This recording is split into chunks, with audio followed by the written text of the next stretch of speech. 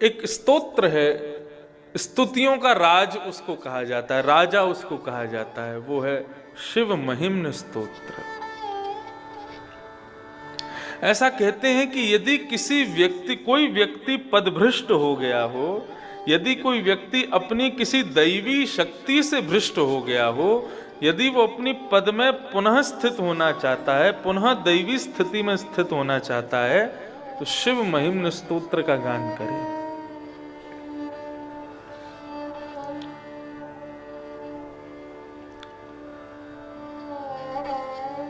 सावधानी से सुनिएगा। एक बार एक शंकर जी का भक्त था। रोज शंकर जी पर ब्रह्म मुहूर्त में बिल्व पत्र चढ़ाता था। लेकिन बिल्व पत्र कैसे चढ़ाता था? एक राजा के बगीचे से बिल्व पत्र चुरा करके चढ़ाता था,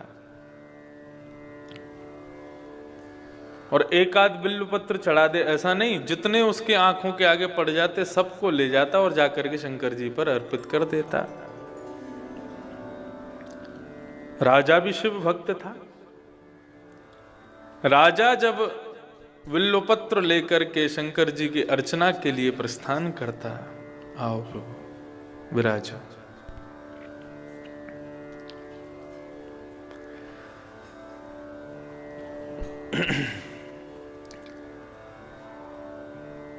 राजा जब शंकर जी की अर्चना के लिए बिल्व पत्र लेने के लिए जाता,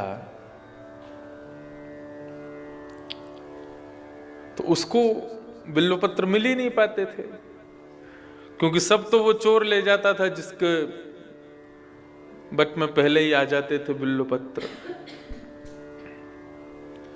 एक दिन राजा ने अपने सैनिकों से कहा कि भाई ये रात्रि में कोई आता है, मैं शाम को देखता हूं तो बिल्व पत्र का दर्शन होता है, लेकिन सुबह सुबह जैसे ही हम निकलते हैं शंकर जी के यहाँ अर्चन करने के लिए तो बिल्व पत्र कौन ले जाता है?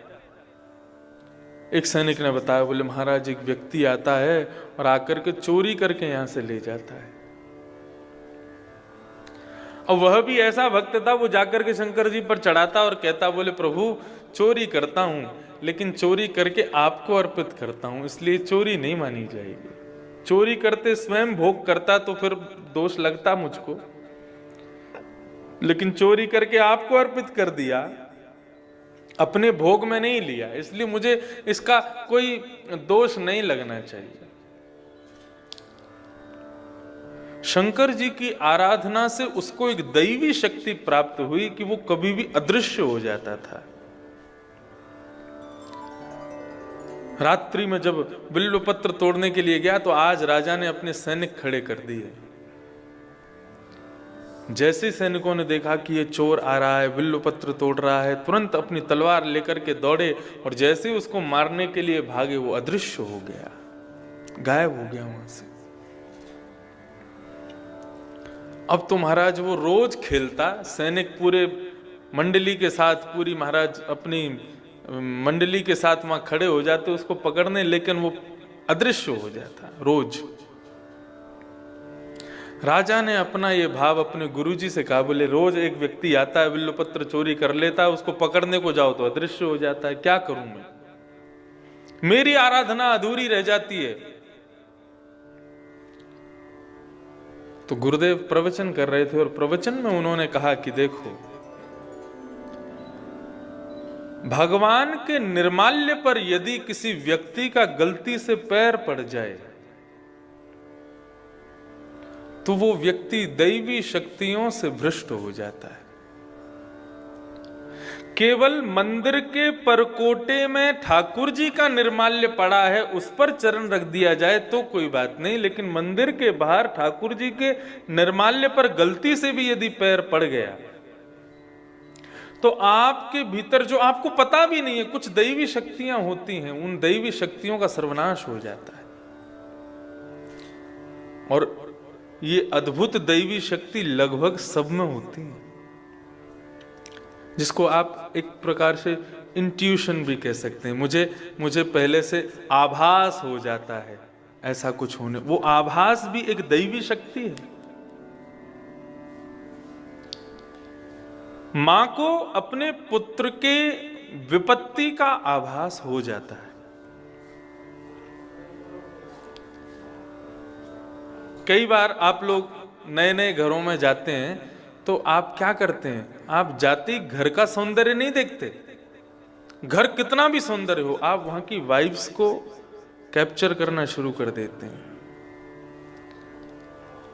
हम दुनिया भर के घरों में जाते हैं, करोड़पतियों के घरों में भी जाते हैं और छोटी सी झोंपड़ी में भी जाते हैं।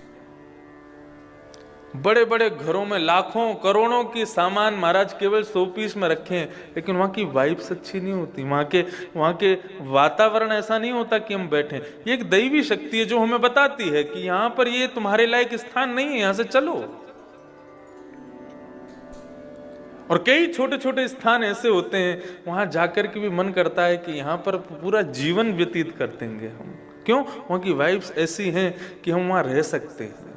वहां भले ही व्यवस्थाएं इतनी नहीं है, अव्यवस्थाएं हैं, लेकिन फिर भी हमको आत्म सुख की प्राप्ति वहां हो रही है।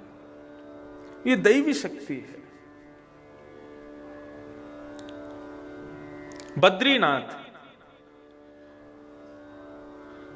बद्रीनाथ व्यवस्थाओं से युक्त नहीं है,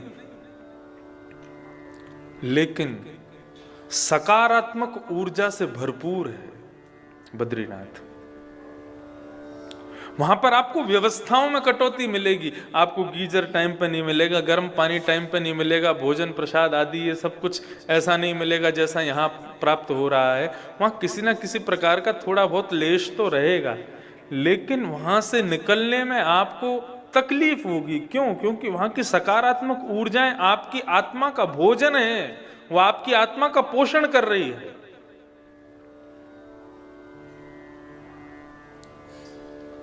इस स्थान की जो ऊर्जा है वो हमारी आत्मा का भोजन है। हम शहरों में रहते हैं, वहां शरीर को भोजन मिलता है, लेकिन आत्मा को तृप्ति नहीं मिलती।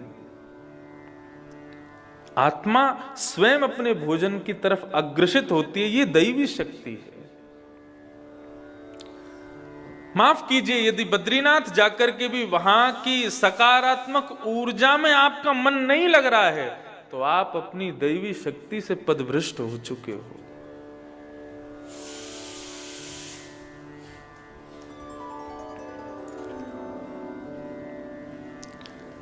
राजा को कहा कि अगर निर्माल्य मतलब ठाकुर जी पर चढ़ा हुआ पुष्प, ठाकुर जी पर चढ़ा हुआ बिल्वपत्र, तुलसी, जो ठाकुर जी को अर्पित हो चुका है, अर्पण होने के बाद में वो आपको प्रसाद रूप में मिला, वो निर्माल्य, यदि उस पर आपने चरण रख दिया तो आप अपनी कुछ अज्ञात दैवी शक्तियों से भ्रष्ट हो जाओगे। राजा ने यही किया, शंकर जी पर चढ़े हुए बेल पत्रों को लेकर के गया और जाकर के अपने पूरे बगीचे में फैला दिया, नीचे जमीन में बिछा दिया। बोले रात्रि में चोर आएगा, बहुत गायब होता है ना, जैसे ही पैर रखेगा उसकी शक्ति क्षीण हो जाएगी। अर्धरात्रि का समय, और वो चोर जब जैसे ही आया, वो तो मुस्कुराता हुआ आता था। बोले मुझे कोई पकड़ ही नहीं सकता है, शंकर जी की इतनी बड़ी कृपा है मेरे ऊपर। रात्रि में मुस्कुराता हुआ प्रवेश करता है, लेकिन आज समस्त सैनिक कह रहे हैं, बोले आज इसको प्रेम से चोरी करने दो, क्योंकि आज तो ये गायब हो नहीं पाएगा।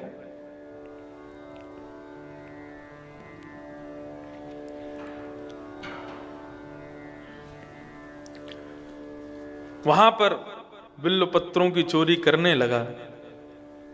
इतने में ही समस्त सैनिकों ने जाकर के उस पर आक्रमण करना शुरू किया। सबको कहता आओ आओ आओ, पकड़ो पकड़ो पकड़ो। जैसे ही पकड़ने के लिए जा, अब वो जैसे ही उसने सोचा कि मैं अंतर ध्यान हो जाऊं, लेकिन आज वो अंतर ध्यान नहीं हो पाया, सैनिकों ने पकड़ लिया। बोले बहुत अंतर ध्यान होता है, बहुत गायब होता है, आज होके दिखा।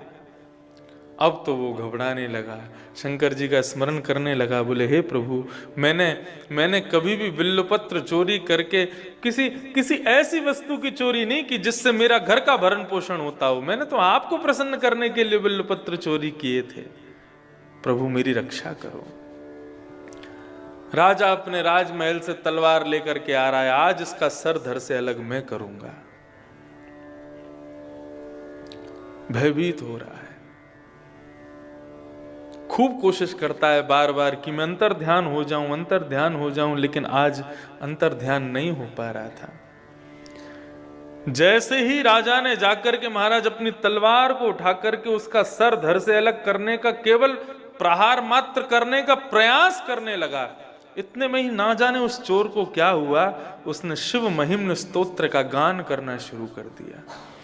जैसे ही शिव महिम्न स्तोत्र का गान किया, शिव महिम्न स्तोत्र का प्रथम श्लोक गाते ही उसकी जो दैवी शक्ति जो जिससे वो भ्रष्ट हो चुका था, वो उसे पुनः प्राप्त हो गई और वो वहां से अंतर ध्यान हो गया। ये बल है शिव महिम्न स्तोत्र का। लेकिन मैं ये बात क्यों कह रहा हूं, ऐसे बल स्वरूप, ऐसे प्रमाण स्वरूप, ऐसे बलवान स्वरूप शिव महिम्न स्तोत्र का गान करने से भूली हुई, बिछड़ी हुई, भ्रष्ट हुई विद्या भी हमको प्राप्त हो जाती है। ऐसे भगवान शिव भी किशोरी जी का स्मरण करते हैं, श्री राधा रानी का स्मरण करते हैं। तो विचार करो, जिन शिवजी के स्तुति का गान करने मात्र से इतने बड़े बल की प्राप्ति होती है, वो शिव भी नित्य कैलाश पर विराजमान होकर के नेत्र बंद करके स्मरण करते हैं। राधा कृपा कटाक्ष से पूर्व ये कथा बताई गई है। पार्वती जी जाकर के कहती हैं शंकर जी से कि आप संहार के देव हैं, लेकिन मैं देखती हूं नारायण का दर्शन आपको रोज हो जाता है, ब्रह्मा जी का दर्शन आपको रोज हो जाता है, लेकिन फिर भी नेत्र बंद करके आप किसका स्मरण करते हो?